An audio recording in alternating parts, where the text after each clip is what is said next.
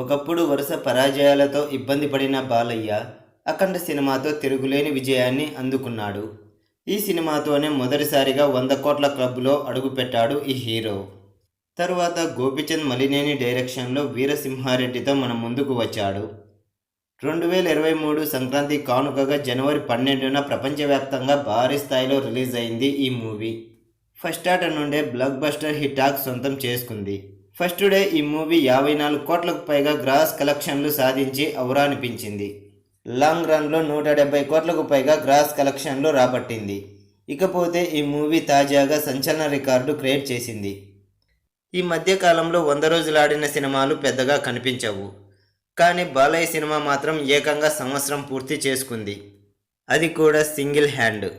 కర్నూలు జిల్లా ఆలూరు శ్రీ లక్ష్మీనరసింహ థియేటర్లో రోజుకు 4 ఆటలతో ఈ మూవీ సంవత్సరం పూర్తి చేసుకోవడం జరిగింది.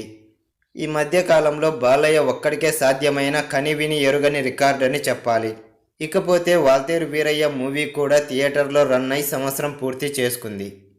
కానీ ఇందులో 2 హీరోలు ఉన్నారు.